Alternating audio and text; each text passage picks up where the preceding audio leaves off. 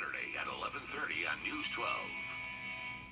Watch 1226 on your side, wherever you go. On your side, this is News 12 First at 5. After-school activities aren't going to look the same this year. Check out these socially distant piano lessons. We spoke to a local pediatrician to get some guidance. And a live look as Hurricane Isaias heads towards the Bahamas. The storm could threaten parts of South Carolina's coast. We'll have the latest. New this afternoon, we're learning face masks will be required in all public schools in South Carolina. That's according to Superintendent Molly Spearman's office. Her office says they'll follow CDC guidelines and won't require masks for kids under 2 and anyone with breathing issues. Spearman says requiring the face mask in our school buildings will help ensure that we have safe learning environments even when social distancing is not possible.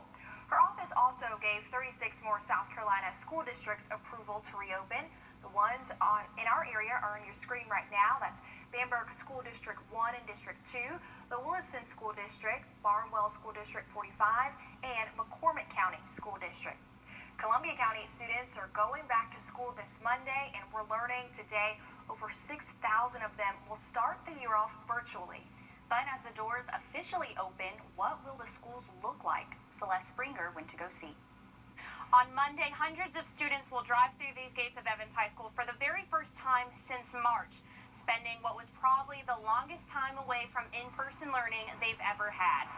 22% of Columbia County students won't be coming back for traditional learning, instead opting for virtual. With fewer students in the building, it helps with social distancing measures. Evans High School Principal Michael Johnson says they have been working on adjustments, like these stickers placed in hallways, reminding students to be 6 feet apart, furniture moved out of classrooms, and barriers set up at lunchroom tables. Officials saying although this year will look nothing like any other, they're hoping for the same academic success and safety. I mean, they're going to be able to actually notice that there's not going to be a lot of students in here, like in the building, like there were in the past. Those who will be in the brick and mortar, we're anticipating on this AB model having around 750 to 800 students, which is really, really good compared to having 1,900 kids walking around in the building each day. The district has spent the last week finalizing plans and schedules, and coming up at 6 o'clock, we'll have more for you on what additional steps are taking place here at Evans High. In Columbia County, Celeste Springer on your side. Both Warren and Emmanuel County students go back to school on Monday as well. Hancock and Tolliver counties will start their school years next week, but they will start completely virtual. And as schools start back, so are many extracurriculars. But outside of the school walls, many of the safety measures aren't the same. Brady Trappel spoke with a pediatrician to get some guidance on how to navigate a tricky fall semester. Take activities like piano lessons or dance. Every studio is approaching it differently. So as a parent, managing the risk is in your control. Dr. Lisa Leggio, a pediatrician at AU, says letting your kids back into activities like piano is a decision not just for your child, but the people around you. Getting them back involved depends on your family situation. She says you have to ask several questions. Is anyone high risk? Does the activity require mask wearing and social distancing? Are they cleaning consistently? But also, if you can do the activity virtually or outside, she says do it. Dr. Leggio says she's hearing questions from parents all the time. Be kind to yourselves. Know that it's not easy to make these decisions, and you make the best decision you can with the information that we have at the time. Health officials say don't be afraid to ask the tough questions. See how this studio is keeping their staff and students safe on News 12 at 6 o'clock. Reporting in Augusta, Brady Trotnell on your side. More than 200 children were infected with COVID at an overnight camp in Georgia. That's according to a CDC report. It stated the camp did follow guidelines issued in Governor Brian Kemp's executive order for reopening summer camps, including requiring campers and staff to provide a negative test within 12 days of arriving. The report, however, did not release the name or location of the camp. 2 more major festivals canceled today over coronavirus concerns. The first one, Banjo BQ, the Barbecue and Bluegrass Festival, had been scheduled for Labor Day weekend at Lake Olmsted. Organizers say Banjo BQ has always been centered around everyone gathering together, but in the days of social distance, they say the very thing that makes the festival so special would be absent. And the second event canceled is the Oliver Hardy Festival in Harlem.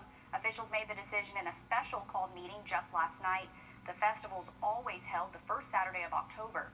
Here's how big it normally is. Harlem's population is about 3,500.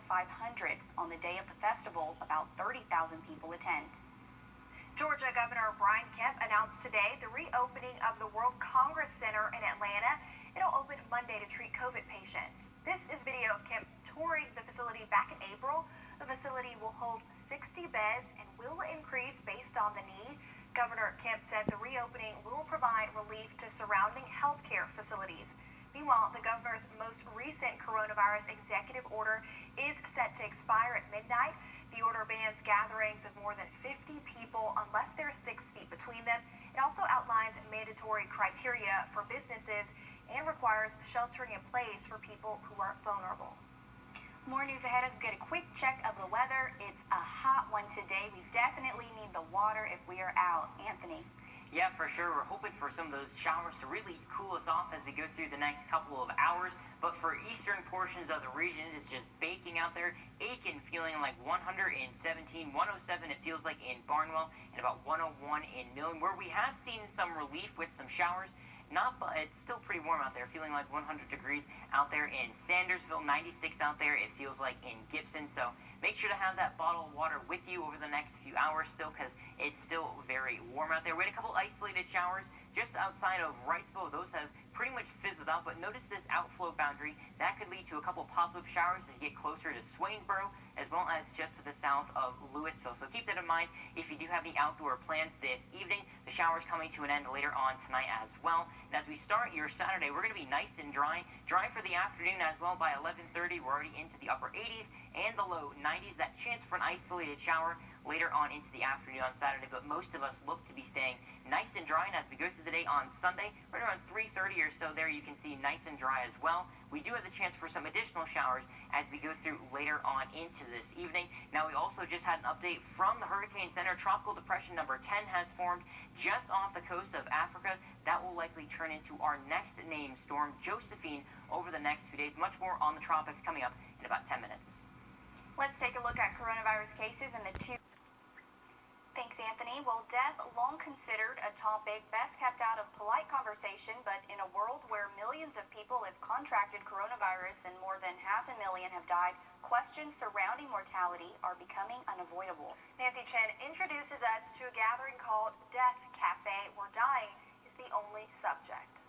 Say your first name, and if you would like to share what brought you to Death Cafe this evening. From her home in Jacksonville, Florida, Nita Frazier is hosting what's known as a Death Cafe, an opportunity for strangers to freely talk about mortality. The conversations are normally confidential, but this group agreed to let CBS News record a portion. I've got a little less than 6 months to live. My husband just died 3 weeks ago. I may not have the death that I want because of COVID. Dying without friends and family nearby has become common during COVID. And in this Death Cafe, where many of the participants live in hard-hit Florida, it was top of mind. Zach Addison told the group he believes he's contracted coronavirus. It has raised anxiety. If I were to die, I wouldn't want my spouse to be alone. My name's Kim. Death cafes began in the UK and were mostly in-person events with cake and tea. But the pandemic has moved them online, allowing groups to go global. This one had participants from Australia, Canada, and Hungary. Death Cafe's co-founder says interest is growing. I think it has brought death into people's awareness much more. Death and grieving expert David Kessler feels death cafes give people a chance to share their deepest fears. It's peer support, where people are talking to one another and supporting each other. Tyrone Schmidt found Death Cafe after being diagnosed with terminal cancer. I found it very warm and helpful. Just sharing and being really, this is as deep as it gets. He hopes continuing to share his fears about death will help make the most of the time he has left. Nancy Chen, CBS News, New York. And if you are interested in online meetings, they actually have a website called deathcafe.com. This is so interesting. A good resource there. I mean, it's a tough subject, but people deserve a safe space to talk and grieve. They definitely do. Schools continuing to change the way they operate, even down to how they feed students. We'll tell you how a vendor is creating a better dining experience for everyone.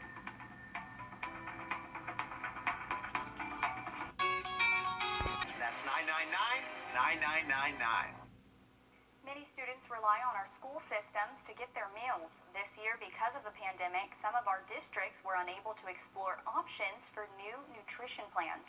So, a local vendor is offering a program to create a better dining experience for our students. Trisha Woodard explains. Marlon Gordon says grades K through 12 is a few years behind when it comes to technology and innovation. Our mission is to provide solutions that will help school districts increase participation. He says many school districts were unable to explore their options for meal plans and innovations due to the pandemic. So he's providing options through a virtual platform, First Taste TV. New recipes, new softwares, new furniture, ways to design cafeterias so they look more like a fast casual restaurant. He says the goal is to help school districts create menus and environments that are loved by students. He says it will increase profits so that school districts can reinvest in programs to create a better dining experience for their students. If you have a welcoming environment, if you have good quality food that tastes good, kids are going to come in and they're going to eat. Richmond County's Assistant Director of Nutrition Services, Dana Bing, says innovations is a central theme for today's society. The school system and definitely student nutrition kind of is a little behind what would be the regular commercial environment protocol. He says because of the pandemic, there were budget cuts this year. So the more options, the better. Options are the definition of wealth. Trisha Woodard on your side. Alrighty, as we continue over the next couple of hours, we're seeing the chance for some isolated showers. Those showers in southwestern portions of the region have pretty much fizzled out. One more check of that 7-day forecast coming up. Check the American Heart Association for details. On your side, this is News 12 at 6 o'clock. Mask, hand sanitizer, spraying down tables. We show you what schools could look like as 3 local districts head back to school on Monday. Plus, what are those kids' options after school? We'll show you how some extracurricular activities are adjusting.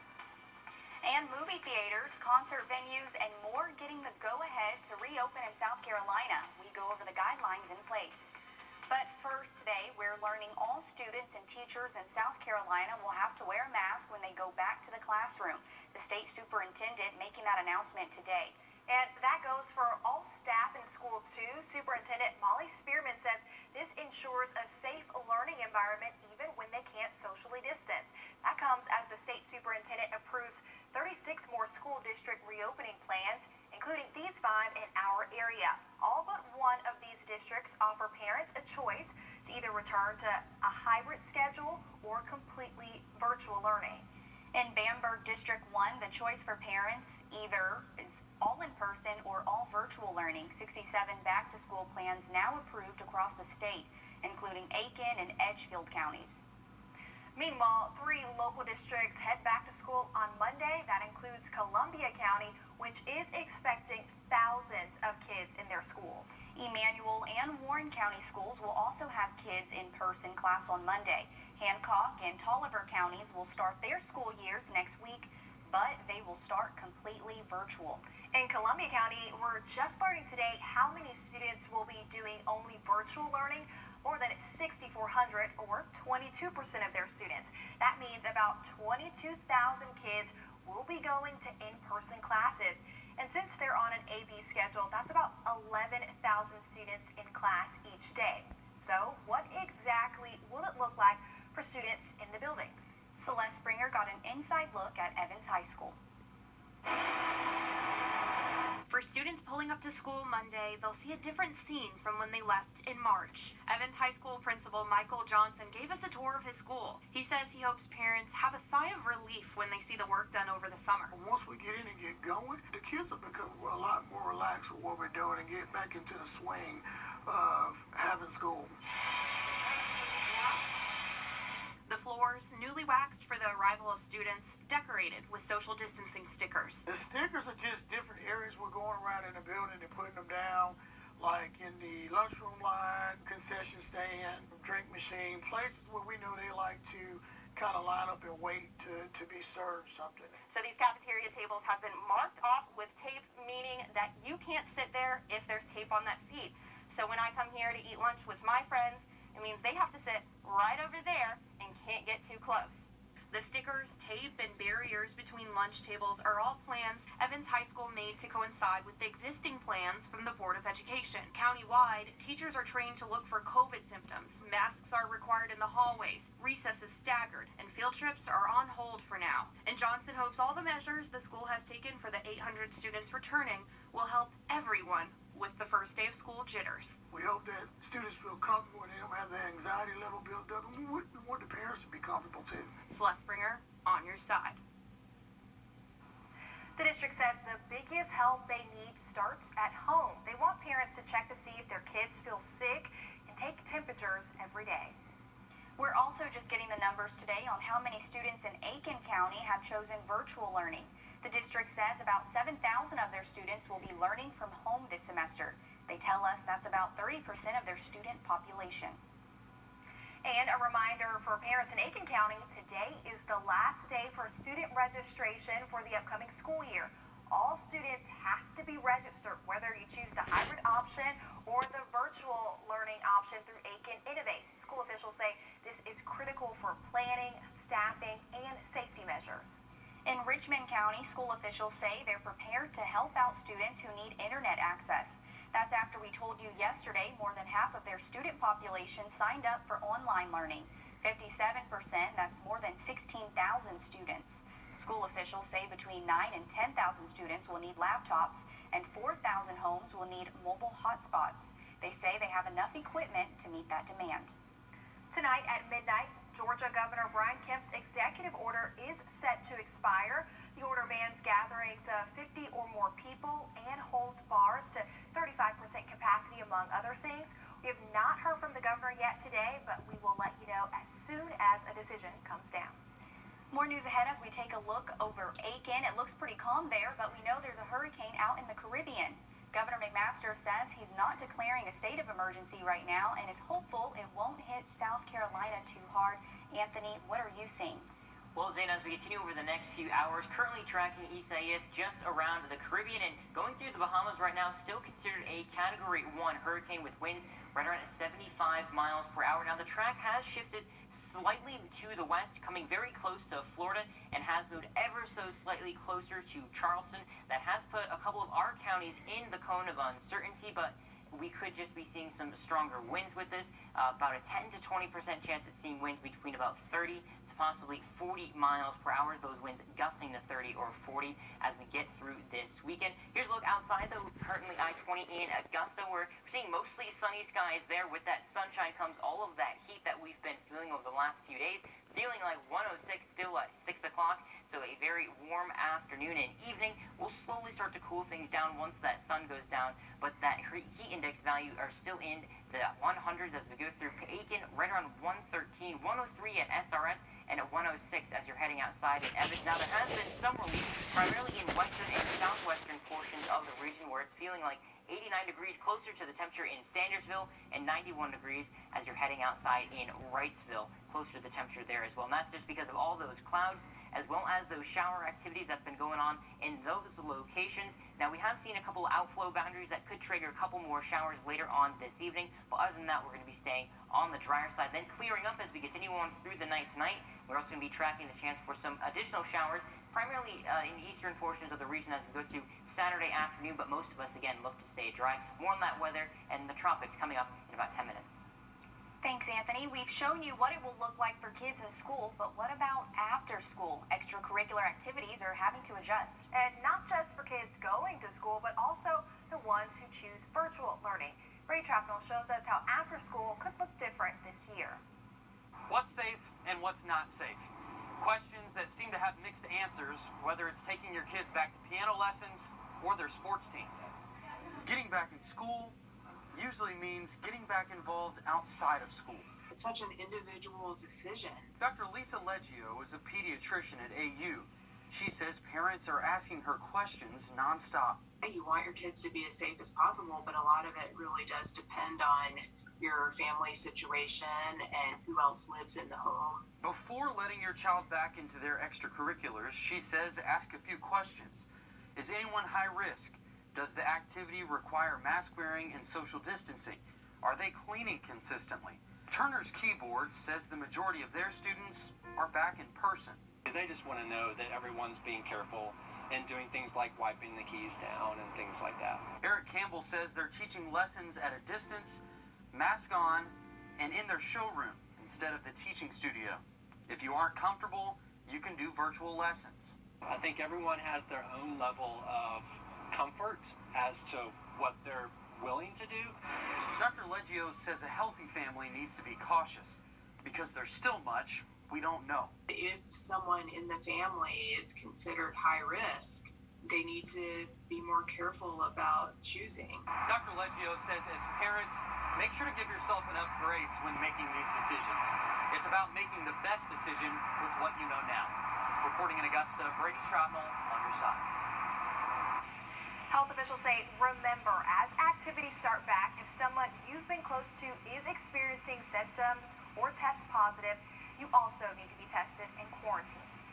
2 more major events in the CSRA canceled. We're learning today both Banjo BQ and the Oliver Hardy Festival this year will not be happening. Banjo BQ is usually Memorial Day weekend, but it was postponed to Labor Day weekend because of the pandemic. Now it's not happening at all. This was going to be the second year the festival was at Lake Olmsted Park. And the annual Oliver Hardy Festival in downtown Harlem was supposed to be October 3rd. City officials made the decision to cancel in a special called meeting yesterday. The festival celebrates Oliver Hardy, a comedian from the 30s and 40s, best known for the double act Laurel and Hardy. The festival usually brings about 30,000 people to the small town of Harlem. And this just adds to the growing list of events recently canceled because of COVID. Last week we learned Arts in the Heart isn't going to happen. Just yesterday, Aiken's Macon was canceled. Those cancellations come as the CSRA has seen a rise in cases recently. You can see the dark red in our area on this map. If you look at the top, this is cases per 100,000 just in the last 2 weeks. Some of the darkest red counties are in our area. The 2 darkest here are Jefferson and Washington counties. Both have seen more than 150 new cases in the last 2 weeks. For them, that's equivalent of more than 900 new cases per 100,000 people. And cases are still rising. Ahead at the number on your screen and make an appointment. They will not take walk-ups. Testing will be available from 8 to 11:30 in the morning. The number of people filing for unemployment is dropping in Georgia, but nationally, that number is still rising. Now lawmakers only have a week left to decide on the next coronavirus stimulus package. Sydney Heiberger looks into what that might mean for the unemployed. Because Congress hasn't agreed yet on their latest COVID stimulus package, you won't be seeing your $600 weekly benefit this week. And Goodwill predicts that will have a big impact on the number of job seekers. Goodwill President Jim Stiff says when benefits go down, the number of job seekers should go up. If the $600 extension becomes a $200 extension, or if it becomes a one-time hit of $1,200, I think we're going to have a rush of people that are saying, I really need to go back for my job search. But that was far from the case at Goodwill's latest job fair. We thought 500 people were going to show up, but alas, we had 50 people show up, and we're having people trickle into the job connections. Stiff believes it's because people are still reaping the benefits of their latest unemployment checks. If you're in a higher disposable income situation than you've ever been in, there's a hesitation to leave that environment. But the clock has run out on those $600 weekly payouts, and time is almost up for lawmakers to finalize their latest relief package. People have to understand this is a temporary situation. If I was a job seeker, I would be getting in line. According to the Bureau of Labor Statistics, nearly 8,000 more people in the CSRA were unemployed in June 2020 compared to June 2019. The good news, Stiff says, the jobs are out there. You just need to seek them out. Congress has until August 7th to approve the final package. If they don't, you could be waiting weeks until you see your next stimulus check. In Augusta, Sydney Heiberger on your side. Georgia is still dishing out unprecedented numbers of unemployment benefits. The Department of Labor says they paid out more than $11 billion. All right, Take a look outside. We're seeing some stronger rain just around the metro area. You can even hear it on the roof here in North Augusta. Very isolated. That's going to help us cool off over the next few hours. Much more on that forecast coming up. We could see some reopenings across South Carolina, including movie theaters come Monday, but there will be guidelines to follow. We'll go over them in 1 minute. Have you been Claire? I approve this message. Some reopenings are happening across South Carolina Monday. Governor McMaster's new executive order is allowing places like movie theaters and concert venues to reopen. But there will be guidelines they have to follow. Will Rio shows us what that could look like. Coronavirus is taking its toll on many industries in Georgia and South Carolina. And now Henry McMaster announcing he's easing restrictions on performing arts centers, concert halls, and movie theaters. And that's music to the ears of one local group right here in Aiken. Doors are shut, the venues are not available, and we're left to figure out how do we go to plan B. This is what music halls and theaters look like around America, empty and needing attention. Wendy Hirsch says the pandemic is hurting the Aiken Symphony Orchestra. Our musicians are having a very, very difficult time because if they can't play in orchestras, if they can't play for weddings, if they can't do church services, if they can't do things like that, then their revenue stream has dried up. But now, certain venues across the state will begin to unlock their doors and reopen for events. And Hirsch says they've already started preparing. We have talked about how to socially distance the seating within the venue, and we've had our tape measure out, and we've been doing just that. Governor McMaster says venues can now operate at only 50% or 250 people. And conductor of the orchestra, Donald Portnoy, is anticipating a new normal. Orchestras will be a little different than they've ever been before. And he says getting back into the swing of things won't be easy for anybody. But the bottom line is you have to guarantee people that if they are willing to come out, their safety is a first concern. And Hirsch says even though there is no performances, customers stayed loyal. We have a lot of patrons that are still emailing and calling and wanting to know when we're going to have concerts. Aiken Symphony Orchestra tells me that they are looking after the safety of their patrons, and they hope to start bringing classical music back to the CSRA soon. Reporting in Aiken, Will Rio, on your side. Thanks, Will. Aiken Symphony Orchestra has not sent out this year's season subscriptions due to COVID, but they say they will keep working on their plans for upcoming events. Anthony, we're just hearing some rain come down hard outside in North Augusta.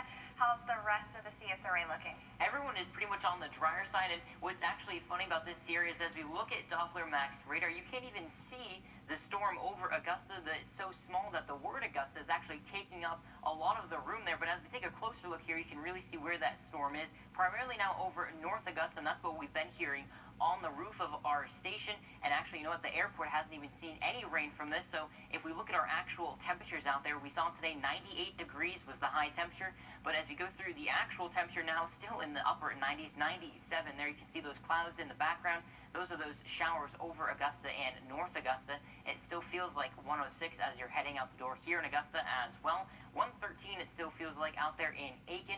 These temperatures will slowly be cooling once those sun sets, as well as if we get to see a passing shower or two. But most of us do look to stay dry over the next few hours. A couple of those pop-up showers can't be ruled out. And as we go through the night tonight, mostly clear conditions, some patchy clouds out there as well. By tomorrow afternoon, we look to stay mostly dry. We can't rule out that chance for a scattered shower or two. Same story as we go through the afternoon on Sunday. Our temperatures this weekend sticking to the mid and upper 90s. Now, as we go ahead and look at the hurricanes that have been going on, we've been keeping a track of the aircraft that have been looking at them as well. They're just getting, the hurricane hunters just getting into Isai right now, and they're going to be giving us more data over the next few hours. The storm is technically going to be continuing up the coast and could be weakening ever so slightly once it gets past Florida into a tropical storm. So the effects for us here in the CSRA do look to be a little bit limited now, with a chance for some breezier conditions in some of our southern counties. We do have those warnings up for the parts of the Bahamas and for eastern parts of Florida. The hurricane warning there is storm surge watch in effect for the eastern half of Florida as well, but no advisories in effect for the coast of Georgia or South Carolina at this time. Tropical depression number 10 has also formed off the coast of Africa and expected to become our 10th named storm of the season. That would be Josephine, so we'll keep an eye on that for you, but no effects again here in the CSRA. Those winds, again, about a 10 to 20% chance that we could see winds near 30 to 40 miles per hour for our southern counties, but that looks to be it as far as the wind threat over the next few days as we get through Monday as well as on Tuesday. And as we go through the next 7 days for us, we'll see the chance for those showers as we get through Sunday and into Monday, but temperatures this weekend still remaining warm, about 98 degrees, and then we'll cool things off a little bit more with widespread showers as we get through Monday and Tuesday. Temperatures into the lower 90s. We'll see that trend continue over the next 7 days. And a reminder for parents, if your kids need a haircut before school starts, a local woman is doing them for free tomorrow morning. Felicia Westall gives free haircuts to the homeless, but now with school just around the corner, she's putting an emphasis on families.